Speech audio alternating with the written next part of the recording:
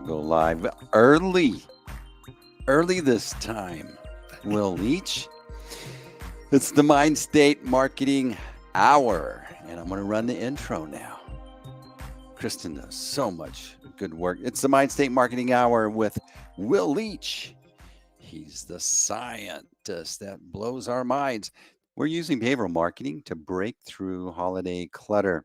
I'm Steve Brown, your co-host here on the Mindstate Marketing Hour. Will Leach, how are you, brother? I'm doing pretty good. It's a little cold here in Dallas today. How are you guys doing? You know, it's cold. I got the little side heater going. I'm wearing a All right. t-shirt. Well, I was saying you're wearing the T-shirt, so I thought maybe Mhm. you're in the Mexico again or something. No, You know? no, the sound is good. The connection's good. Yeah, that's right. How are you, brother? Doing good, doing good. I was in California earlier this week, and the second part of my financial planner conference speaking engagements. It was really cool, really fun time over in Newport Beach, California. So nice people, very nice climate, great hotel, great experience. But I'm happy to be back in the great state of Texas. Got all your finances planned, huh? I certainly have the opportunity. They're all up on you. When you go to a conference like that, everyone's coming up on you, man. Hey, you happy with who you got? I'm happy. I'm happy. So did you have to use science to help them to learn how to connect with their clients? Is that what that was about? That was exactly what that was about, man. We even start off all those conversations when you are managing people's money. There is nothing, or there's not many more things that are more emotional, I guess, than people's money. So we went right to basics, like talking about emotions and how important it is to understand emotions and how to activate emotions. And yeah, it was a really cool session. These guys, they kind of know a lot of it. If they're really good at their job, they intuitively do it, Steve. But we just put the science behind it. The science behind it sounds like the UK not. I guess they're talking about the weather, eh? That's right. Or it could be those emotions that the people in the UK experience all the time. Not working Not. in the UK for a while. I'm like, come on, Yeah. you guys should tell me if you're happy or sad. They would never tell me. In the UK, they don't show a lot of emotion towards my stuff. Well, we're streaming live, by the way, on multiple stations out there: YouTube, LinkedIn, Facebook, Twitter, even. All coming at you with the Mind State Marketing Hour. So today, Will, we're going to talk about using behavioral marketing to break through the holiday clutter. Lots of holiday stuff coming up. Next week, I'm in charge of cooking holiday dinner, Thanksgiving dinner for my family.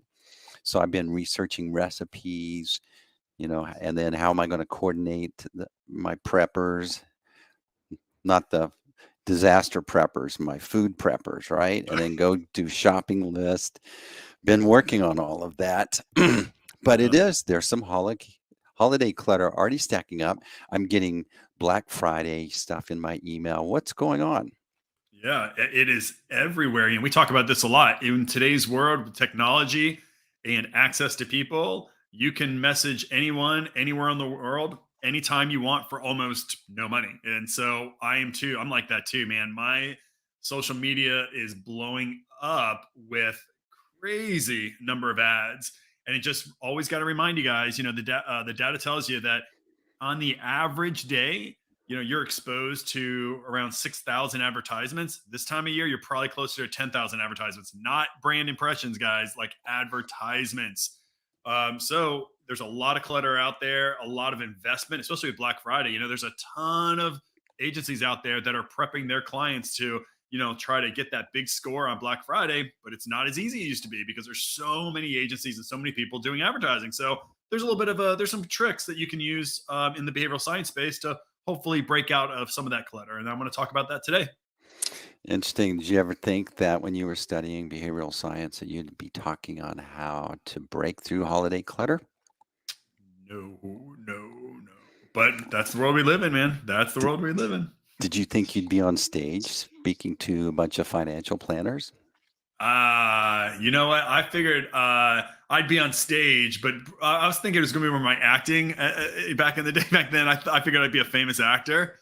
So I always thought I'd be on stage, but not in front of a financial planners talking about emotional marketing. No, but hey, this is as great a passion as anyone will ever have. All right. So we want to talk about shifting your message to align with holiday motivations. There's motivations in the holiday. Yeah, you believe it? There's motivations in everything there, Steve. So, in the book, Marketing to Mind States, we try to really focus you on understanding the motivations that drive your category. So, if you're selling candles, that could be a different motivation that's driving that purchase versus if you are um, a musician that's on stage versus if you are selling financial services to people. And so, these are all different motivations. However, what happens during these big, especially culturally relevant times, which is right now, cultural relevance is huge globally, right? It's this idea of the end of the year, whether you're a Christian, you're celebrating, maybe the birth of Christ or Christmas. Other people are just celebrating New Year's, right? But either way, there's a lot of commonality happening globally. And what we find is in this time of year, rather than only focusing on, okay, I've done the research and my customers want to be more successful. So therefore, I want to drive achievement motivations because of how much like kind of the holiday spirit is out there. There's so much kind of being forced on us this time of year. You want to consider three other motivations to add. And I don't usually say this, but this time of year, it becomes pretty important to include more motivations that are around the holiday season to kind of accentuate your marketing. All right, so let's get a little backstory here. We got a lot of regular listeners, but some of us are going, all right, motivations. What does he mean by that? Is there like these devious things that are going on in marketing? Is that what you're talking about, Will? Oh no, guys, emotion drives all human behavior. And emotions are tied to what motivates you to take on a new behavior. So when you say emotional marketing, you should really be thinking more around motivational marketing. So motivations are really important because you want to create emotions that carry somebody to want to buy your products, click your link, take any action. So in the book, there are these 9 core motivations. And one for business I just threw out there was this motivation called achievement. So let's say, for instance, your customer is driven for success. So let's go to the financial planner. I was just over there talking to financial planners on Monday, and a lot of their clients are driven by success. They want to invest their money into portfolios that will give them the greatest rate of return. So they're desired to maximize return on their investment. So they give a bunch of money to these financial planners. Normally, I would tell you that that is exactly what you should be doing. However, this time of year, there are other motivations that are just so strong that go across everything you're trying to communicate.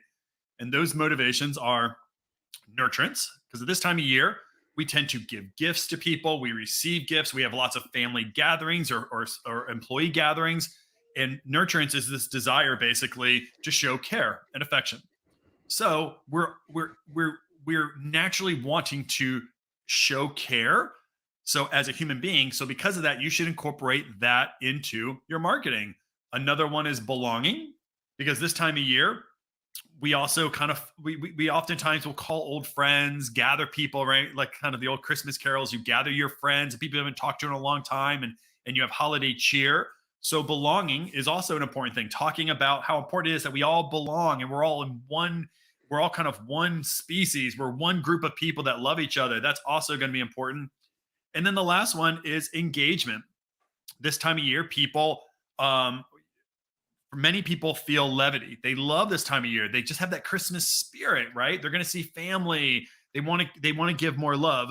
And so you should incorporate that. But also, you should also know that this time of year, many people don't feel levity. There's depression. There's a lot of depression in this time of year as well.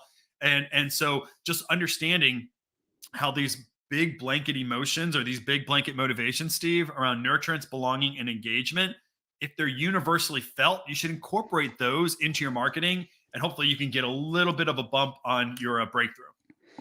Excellent. I didn't think about that, but you're absolutely right. Nurturing, like being loving, spending extra time, belonging, going to visit your tribe, your family, the Yep, folks that you hang out with, and then engagement, wanting to have some experience that's special or unique to this time of the year, right? that's right. Just got to make it a little bit more unique. There's lots of cool things you can do in the motivational sciences to do that. But just you want to incorporate this in your messaging. Don't go all business this time of year. and don't try to break through the crowd by being only business. Use these three motivations on top. Well, what's some examples? All right. So, Steve, you're a marketing agency. You're sending out messages. How do I apply nurturing to my messaging? Well, I think for a couple of weeks, what you want to do, I'll just give you a kind of one off the top of my head, is that for whatever it is that you're trying to help your clients sell, Steve, this may be the time to talk about how whatever it is that you sell or you're helping your clients sell. The real important part is that whatever this sells brings people together. Mm, If you can, if there's a natural tie-in because of that, because that would tap into that belonging motivation. This time of year, people believe it's really important to get together and be a part of my tribe, my family, and things like that. So you want to try to wrap up a little bit of whatever it is you're selling around that. So you give me an example of maybe something that you're going to be trying to sell for somebody or help somebody sell this holiday spirit. Do you have any kind of Black Friday stuff, things going on? Any So campaigns? I launched my CRM, Yeah. now where our SaaS products live, and we're sending out our email campaigns.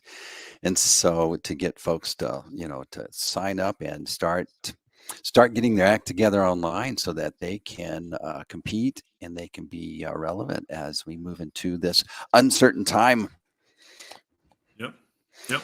So let's say we want to do belonging. Well, the reason you started your business was to provide for your family, Yep. right? So this would be a great way to protect that Yep. I like that. Another one could engagement. be that, some people, especially entrepreneurs that are just starting, most entrepreneurs are not thinking about, I'm just here to get as much money as I can and walk out. They have a passion, they have a belief that they're going to change, somebody's life or people's lives with their product in some way. That is talking about a new tribe. They're trying to create a movement, something like that. So you can also to help them understand or Mm. talk to their customers about the importance of this new movement. And when you talk about movements, you naturally bring people together and invite them into that movement. So this may be the time to talk about how your clients now, Steve, can create that movement that they always wanted to do. Now is the time to, work with you. That's excellent. That's a great insight. You're kind of good at this, aren't you? I'm actually really bad, man. Well, you didn't ask me to say the exact copy. If you told me the exact copy, I've been all over the place, man. My team cringes when my client goes, "Tell me how that you would word that." I'm like, "Oh God," and they're like, "No, no, no, don't ask them." So, but No, is it okay? no. Will, by the way, guys, if you hadn't read Will's book, he's got game. Marketing the Mind States. I mean, in essence, what we're talking here is marketing fails because it's a one size fits all. But what Will's teaching you is how to modify your messaging to really resonate directly with the folks that you want to serve, your prospects, your targets. And so, even to the point that during holiday time, he's again positioning you to not have a one size fits all. So, people become more optimistic this time of year, and so should your messaging. That's right. It's another cultural norm that happens for many, many people. This time of year brings hope to so many people, and there's a combination of whether it's the Christmas holidays and again, giving and receiving of gifts, there's hope in that, but also the new year. What's an interesting concept is something called temporal landmarks. And a temporal landmark for you guys out there who don't know is a moment in time where people see this temporal state of moment, like a day or a week, that is a landmark in their life, and therefore they're more open to change. They're more open to new ideas. January 1st is the most famous temporal landmark out there. On January 1st is the beginning of a new year. So because of that, there's all these feelings of optimism, and that's why you cheer on December 31st. I mean, that's the whole thing that's built into our culture.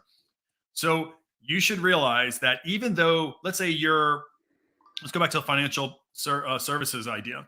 Let's say your customers are seeking that you protect their assets. So maybe you're working with people that have been retired for a while, and your job is, they really rely on you as a financial planner to protect their assets. Don't get me into a point where I'm going to lose money. That is a strong motivational, desire, security, and they are more preventative. They're more cautious, right? So they want you to protect them. So that doesn't lend itself to this idea of optimism, except at this time of year. So people are more open to optimistic marketing because it naturally fits with their optimistic state. It's outside of what they think about money. It's outside of all that. It's kind of more of a cultural thing. So in your messaging, if you naturally speak to people about helping them to avoid bad things, avoid consequences, like you, Steve, you may, when you're talking about, like, listen, I'm going to help you avoid wasting time and money on ineffective marketing. Maybe that's it. If that was your case, this would be the time. If you want to break out of the clutter, you may want to bring in some more optimistic language, something like you're going to emphasize the importance of growth and the importance of change at this time of year, only at this time of year. But that's, you want to talk about that because they're going to be more open to that. And because they're more open to that, your messaging will break through where naturally or otherwise it wouldn't have. Or you're going to want to provide, especially around the New Year's, right? Provide examples and a future perspective. So if somebody's cautious, they don't want to hear about what's happening in the future. They don't want to think about 2 years from now. They're cautious. They want to know what's happening to me today. And you want to always confirm that you're looking out for them today, except at this time of year.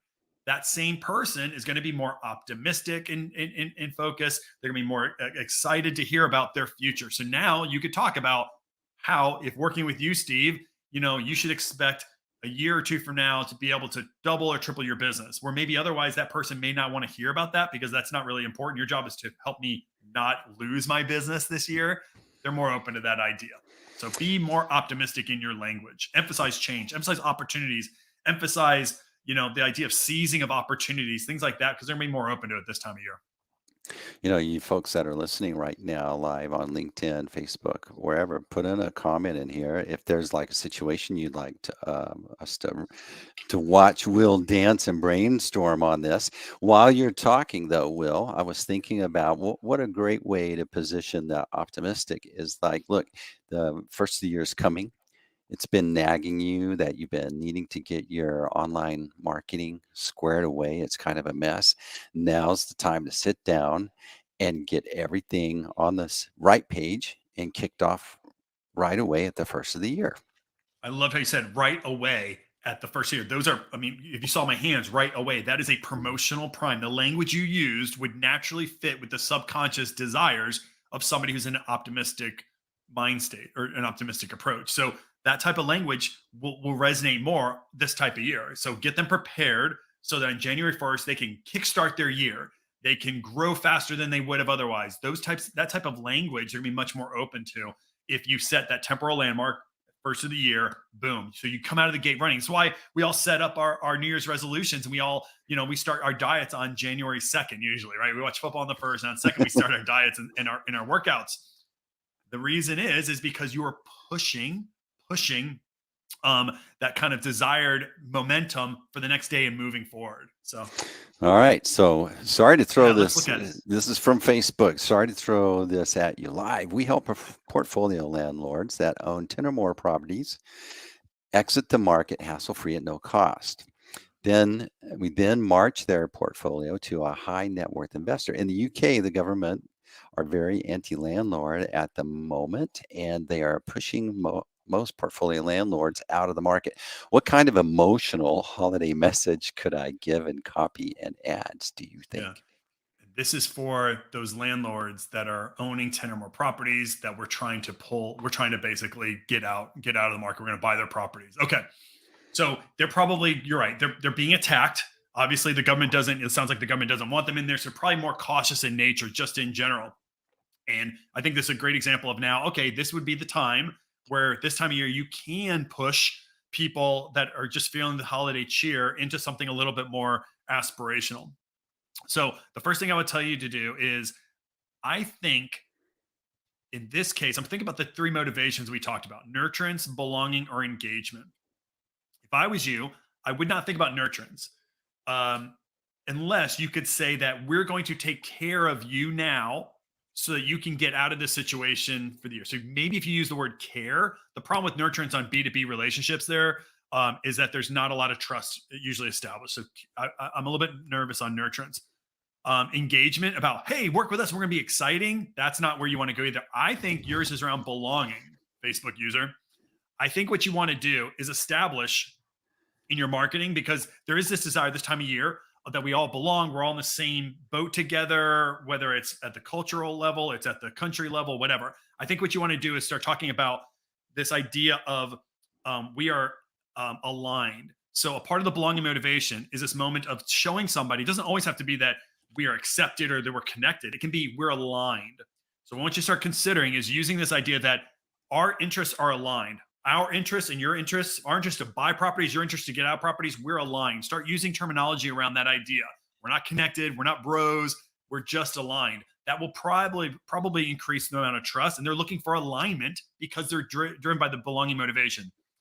Next thing I would tell you to do, sounds like your language would probably be very cautious in general. Like, we're going to help you get out of this toxic asset. I don't know how toxic these are, but we're going to basically get you out of a situation. It's very cautious. If you want to optimize this and put into the optimistic frames, I would start considering about. And I actually kind of like where you went down this path, Steve, is talking about now is the time to take action to improve your 2023. Now is the time to take action to improve your financial situation or to get out. I keep using, if you see me, if you're watching live, you see me with my hands moving out. I think that kind of language would be important. Also, accentuate feelings. So many times in B2B relationships, when somebody's cautious, using feely language doesn't work. Emotional language like trust us to help you. That's not, they don't have that trust. They're not going to believe that. This time of year, you can accentuate feelings. You could talk about how the anxiousness, knowing that you have these assets that we know that you're trying to get out of. We're aligned with this. We want that with you. Let's work together, belonging. Let's work together to work together to get out of the situation. So I think you can accentuate some feelings. And the last thing I would tell you is provide that abstract future. What I mean by that is that you have to provide this person thinking that how their life is going to be better if they work with you. Go 3 months out to 6 months out. They're more open to that idea. So you can say, even though you want them to work now, say in 6 months, this will be off your plate. In 6 months, you'll be enjoying life how you used to have it. Something like that. You can provide that abstract example in this time of year because they're more open. So like we said, optimism and things like that. So I'm hoping that'll help you a little bit on how do you tailor your messaging this time of year. Well, I was thinking while you're talking there, we can wrap in belonging and feelings into one thing by establishing a common villain in this story. It sounds like the Oh, government is the common villain, mhm. and so you can belong. We're in that fight against that common villain, the government. We can help you, and there's an optimism that let's go into the new year prepared for the villain we know that's not going to let up. It's going to get worse. I love that. By focusing on the villain, Hmm. you create a natural in group. And guys, in group bias is in the book, right? That's a natural cognitive heuristic that people use to make faster decisions. So if you were to create the common villain, I don't know if that's the language you would use, by the way, out there, but if you do, that naturally creates an in group, and we tend to want to take on the behaviors of others in our group. So they're going to be more open because you guys are the in group. We're the ones that are against the villain. I love that idea. It's in the book actually. Okay, one more here. So this is excellent. Maybe we'll save this here after your last point, but how do you determine the language to use with each mind state? So Ah, we'll that's from LinkedIn user. We'll get to that here in shortly. So yep. back to so we want to make sure that we're create new positive memories. Yeah, help. This is the time of year where if you're going to look back on your life, many of your most fondest memories will be this time of year. It'll be that crazy New Year's Eve party that you went to. It'll be that kiss, for the New Year's, resolution kiss or whatever. It'll be Christmas and opening gifts. This time of year, emotions are higher than normal, and your memory structures are built during high emotional arousal, right? So my point being is if you can help people to create new positive memories, you will come to mind more. They're going to be more likely for you to want to work with you, but you'll come to mind again and again every season. So, what I want you to do is think about how you can create positive memories. Now, maybe you can do that with marketing by using very nostalgic memory and nostalgic visuals in your marketing, right? If you know that you are messaging to somebody like me, who's a Gen Xer, um, putting nostalgia back of somebody in the 70s and the types of like the fonts and the images from the 70s would work really well because that reminds me of how I used to feel in those opening of the gifts and being with my mom at 4:30, waking her up. Please wake up. Let me open my gifts. That brings me. I'm smiling even when I say it. Using the nostalgia imagery will naturally create more positive memories, or it'll give me bring me to a positive memory, and then I'll remember you as being a part of that memory. So it's really important to help people create new positive memories. Now, if you're a retailer, shop, you may want to create an event in your store that will create a positive memory. Just happened here. Do you guys have Williams Sonomas? You have the Steve. You ever have those stores up there where you guys are? Yeah, yeah. Right. So a friend of mine has a business, and it's a there's a lot of things aspects to it, but there's a meal kit that she sells online. What she did, and it's really cool. It's called the Step Stool Chef, and it's her son who started this company when he was like 6 or 7. So he did a cooking demonstration at a Williams Sonoma, and for Williams Sonoma, but it was for kids. It's like letting kids cook. It's not about just the parents. It's about the kids cooking. That store did a very smart thing in that this time of year, having kids come up and they all made, I think it was chocolate chip cookies or whatever. They had a bunch of kids at Williams Sonoma and they had a cooking demonstration, had kids cooking. That created a new memory. And that memory for that mom and for that kid is going to go on for decades, man. So that's an example of trying to help people create positive new memories. You can do it with your marketing by reminding people, being nostalgic, or you go help them on your website, do something that helps them create their own positive memory. Companies have Christmas parties, but I always wanted to have one where you invite your clients to that party, and that's a version of what you're talking about. You could even do a virtual version where you have a annual party about Yep. this time. Invite folks. There's great tools like Hop In that make it like really cool to sit down at tables, and you're like at a table in a group, Mhm. and you're meeting other customers, and Yeah. it creates a positive experience. But who is facilitating that gets the benefit of that emotion. Absolutely. So, I saw recently, was I got a postcard from a real estate agent not too far away. And she, of course, she's like, hey, she could have said, hey, listen, rates are going up. You better sell your house. You better go buy a house. Here's what she did. I love this. She gave us or she mailed out these postcards, and I still have it. And it has the local Christmas light neighborhoods go to. You should go to. That's all it was. But here's what I'm going to do. I'm going to have this little postcard, and for the next 6 weeks, I'm going to sit there. And when my family comes in, or when it's a Saturday night, and I don't want to sit there in front of the tube, I'm going to go, why don't we go look at Christmas lights? So I'm going to go and have a postcard with her name and her ID in there. I mean, her logo. I'm going to go to Christmas lights with my family. Has nothing to do with real estate. I'm going to have this enjoyable experience, and I'm going to be carrying around her identity with me as I go. That's an example of how normally you wouldn't do this, but that breakthrough marketing, I now have a piece of marketing that's going to be in my hand for the next 6 weeks. That's an example of how to use, this idea of holidays and creating a positive memory. It doesn't have to be exactly for your business. Just give something that's going to create the positive memory. And like you said, they'll associate it with you, Steve. So Facebook user, Mr. UK or Mrs. UK, we never know. Wow, thank you so much. That was amazing, guys. That has really helped massively. Thanks again, Portfolio Facebook user guy. P.S. I better finally actually go buy your book, Will. I'm on it. Good. I'm glad. It's because you're asking specifically towards, you were asking a minute ago, how do you come up with the words? In the appendix of the book, my friend, it's going to tell you there's words in the appendix that are going to tell you once you identify the mind state, here are the types of words you should be using. So if you look in the appendix, it's going to give you a little bit better understanding of what types of words to use. Great. Thanks. So finally, let's just have fun. It's the holidays after all. Yeah, it is. Now's the time to kind of have some levity. I just saw. Did you? I don't know if you got the AppSumo. There's this big, massive AppSumo email that came out. Did you notice? I don't know. Yeah, you're on AppSumo. I'm sure you get Mhm. their email. Everyone in the world gets AppSumo emails. I bet. And they made they made a mistake, and I think it was calculated. To be honest with you, I'm not positive about this, but they made a mistake. But then they came back and they made fun of the CEO for saying, well, we're gonna make sure the CEO knows not to do that anymore and everything else. I also so make fun of yourself. It's fine to make fun of yourself at this time of year. In fact, you and I would imagine we do that all the time. We don't care about the time of season.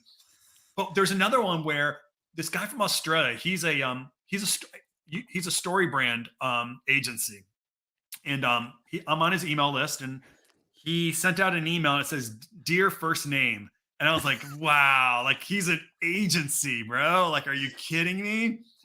It was fun because I know I've done that. I've done that on accident. It happens. And then he came back about 4 hours later with an email, and he made fun of himself. But it was really cool. He didn't try to bring all those emails back or apologize. He made fun of himself, which you should. And this is the time of year where you can make fun of people, have fun with it, show pictures of your dog. Let's bring Louie into the show like we do sometimes. Those types of things are great. Why? Because again, you're helping people. Christmas email to his mom. Is that what it was? Yeah, that's right. It was a Christmas email to his mom. Yes. It has to be. It had to have been made up, right? I'm not made up. It had to have been, right? I agree with it. Brilliant. Because we're talking about it, right? It was just really funny. And he made fun of himself. There's something about this time of year where you can do that, guys. So this is the time, have fun with that. It's the holidays after all. Bring your cat into your pictures, all that good stuff. And you're going to create those positive memories and associations with your emails as well. So, what about some tips on avoiding the blues this holiday season? Yeah, guys. So I'll tell you, the blues come for many, many people. This is as much as it is like a great time of year. We experience these great fun parties, and we remember the past. We also sometimes remember loved ones that have passed away. Hmm. And so some people just get the blues. Also just clouds are around, and it's a little more dreary, especially in the UK. If this is from you, so here's what I do. I've gone through moments in my life where I've been really down, really, really down across everything. One of the best things I ever did was figure out that you have to exercise a lot during those times. Even if you don't want to, you got to get out and exercise. I'm sure there's lots of science behind this, but it gives you, first off, it gets your heart rate going, but it brings in endorphins. I think that's important. The second thing I do, and this sounds like Stuart Smiley, guys, but I'm a believer in it, is practice self-affirmation. If you have the blues, one of the first things you can do is remind yourself of all the good things you've done or you are. And sometimes that's hard. I get it. I have this thing called, I learned this technique called the 50 stack of awesomeness. You ever heard of the 50 stack of awesomeness, Steve? Yeah, I think 40 are after me. Yeah, that's right. Or no, maybe it was 40 not to do after me. That's It's one of those. Yeah. So guys, your 50 stack is this. Take some time. Hopefully you do this before you have the blues, but I have a running list of things that I'm proud of for myself. I started a company. I almost failed out of high school, and I have a college master's degree. I got to work at one of the greatest companies ever, PepsiCo. I married the love of my life. I have this 50 stack. I have 50 things that I've done, and it just keeps growing. And it just always, I've been on CNBC. I have my own podcast. Like you said, there's no way in 10 years ago I would have ever thought I'd be on stage talking to financial advisors, and then 4 days later on my own podcast. Yeah. Build what's called a 50 stack of awesome. Take awesome things that you've done in your life and put them on a list. And when you start feeling down, look at that list. I know it sounds hokey, guys. I know some of you guys like, no, but I am telling you, that you remind yourself that you are really doing pretty well. 50 stack of awesome. I didn't know that. Just finished listening to Zig Ziglar's Legacy series on Audible. It's brilliant. Yeah. 50 stack, whatever it is, get 50 things, but you can't just do a couple. You got to read them. And if you have to read them once in the morning, do it. I do that quite often. Like, I'll read my 50 stack just to remind myself that things aren't as bad. I'm actually good. There's some good things going on with me. So do that. Guess what time it is? It's our favorite time of the Mindstate Marketing Hour, where we get to see our favorite scientist will each dance. Now, not stand up and dance like Donald Trump. He's going to dance with answers. We're going to throw these things at him. He's going to dance. Hey, we got another comment. Boy, you're on fire today. Have a list of video scenes that make you laugh. That's a great one right there. I like that one too. I wish somebody, you could probably sell that one, actually. You should be thinking that's a sellable idea right there. Especially Bill Murray. I love Bill Murray, man. I do the same thing. Me too. All right. I'm a small business and find this interesting, but I'm not interested in learning and applying Mindstate marketing. So what are solutions for me? What are some shortcuts? Yeah. This is a good one, right? Because in my book, actually, I have the beginning of my book says, this book is not for people or this book is for those who don't give a damn about behavioral science and really just want to design better marketing that gets people to listen, care, and act. So I can identify with this. I know I love this stuff and I love teaching this stuff, but you probably don't want a PhD in neuro economics and neuropsychology. Here's what I would say. There's two things. One is have a company do it for you. Now, we have a service at Mindstate Group that we will do audits on your marketing. So for instance, if you don't really want to do your own audit, you can say, hey, Will, can you just look at my landing page and do an audit? Can you look at it through the lens of behavioral science?